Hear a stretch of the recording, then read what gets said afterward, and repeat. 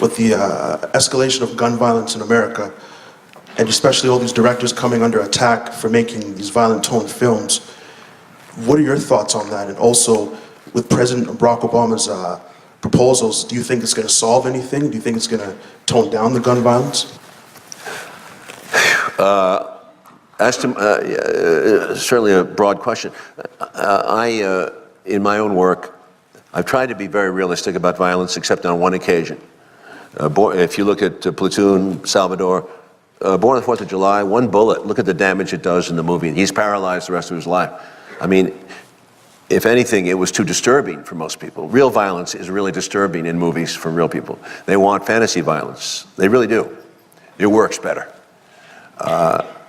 Go through a wall, kill many bad guys, don't even get wounded. I mean, that really does work. It's a magic formula.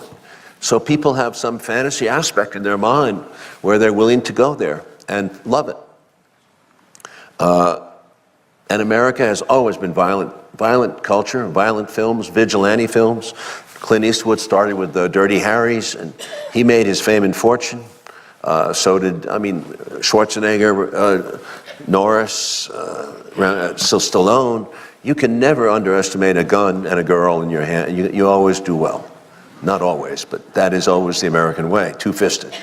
It's a shame because we've lost track of we've become morally blind, so that by the time Zero Dark 30 comes out, people shrug. Okay, we killed Bin Laden. No one ever, in the media anyway, seems to stop and think that we didn't do that in the old days. We didn't have extrajudicial executions before 9/11.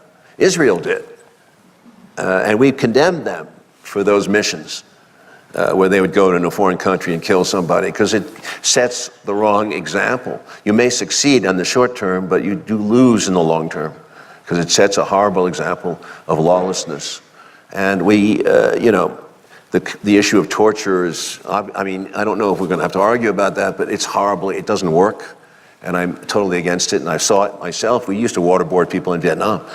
It's bullshit. People do not give you good information. But aside from that, the issue is, why did they just go there and kill him? He was wounded.